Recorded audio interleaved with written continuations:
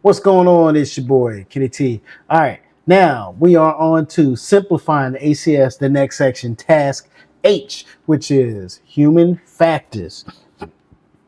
In this section, it covers human factors. So the evaluator is gonna cover all the topics that have to do with everything aeromedically involved, not necessarily your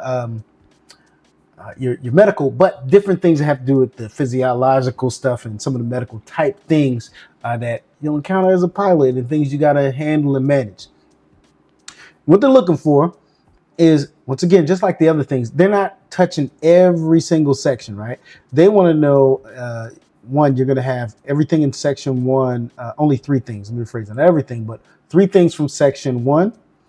And then very specific about regulation in regards to use of drugs and alcohol and its effects, and aeronautical decision making, and using CRM, single pilot use management, and SRM as appropriate.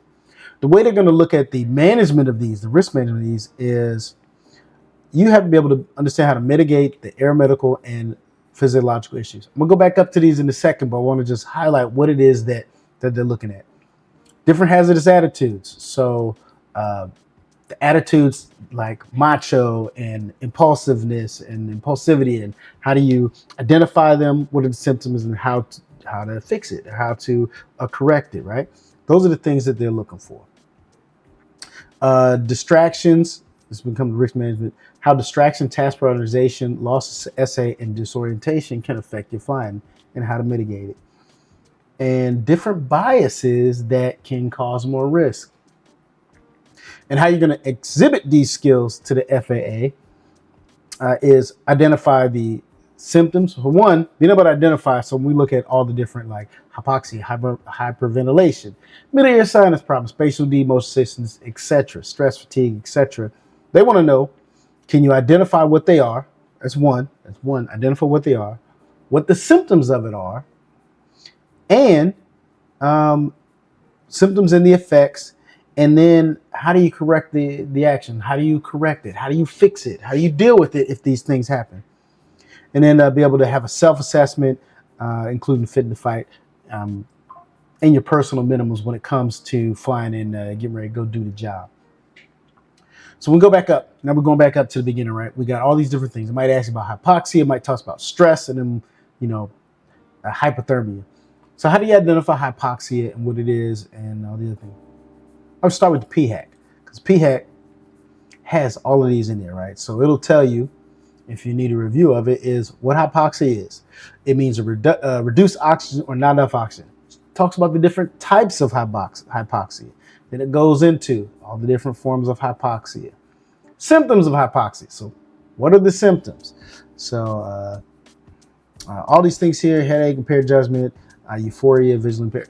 All these things are there in the PHAC. And then how to treat it. And it goes through this for every single one of the different factors that can come up. It tells you all of these different things: how you identify it, how to mitigate it, and how to deal with it.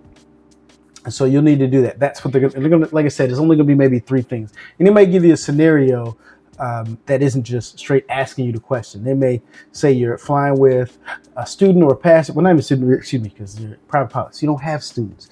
But if you're flying with one of your friends or something, and you see them breathing really fast and they're getting kind of hyper, well, what could it possibly be? Well, that goes to, they're probably hyperventilating. What is the symptom of that? Well, they're maybe a little bit nervous. They may have never flown before, so they're nervous and they're breathing fast.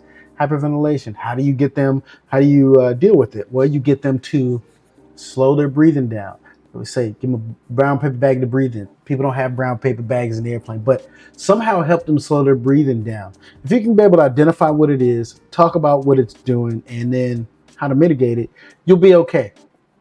Like I said, check out your PHAC, go more in detail on each of those different categories and different factors. Drugs and alcohol use. Review that. Know what drugs you can and can't use. Well, you shouldn't be using drugs or alcohol when you fly. And what's the time limit? Is 8 hours from bottle to throttle when it comes to alcohol. And what are the effects of those drugs and over-the-counter medications? Be able to explain that, because that's going to be important that you understand what that is. Have a decision-making process, understand how to use a crew resource management, how to use yourself or crew that you're flying with to help you be more effective when it comes to flying. And your single pilot resource management. What are your tools that you have at your disposal to help you when you're flying by yourself? You got ATC, you got your checklist, you got your iPad, you got a lot of things with you that can help you out. Physiological issues.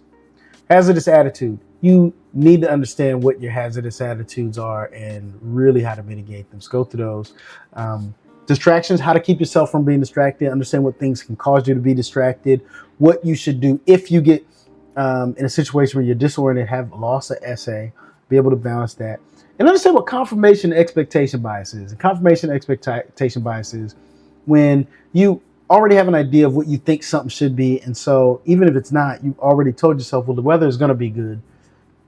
And you're not accepting the information that's telling you otherwise. So you're like, no, it's the weather is going to be good. I already saw this going to be good. And you see a thunderstorm. And he's like, no, that can't exist because I looked at the weather and I already saw that it's not going to be bad weather today. So getting rid of those biases. So that's how you balance that risk mitigation. And then you show the skill by doing a self-assessment. What's that self-assessment? Having your own personal minimums, understanding your hazardous attitude, because every time you fly, no matter what you think, you always have some type of hazardous attitude, no matter what. The level may be different, but be able to identify it so that you can minimize it and identify it. At any point you tell yourself, I have zero hazardous attitude, you're really dangerous, because now you think that there's no way that anything could go wrong in your regard. So there it is. That's your human factors and your human factors review. That's kind of how it's going to go down when it comes to that section of your oral exam on your check ride. Stay tuned for the next section of Simplifying the ACS.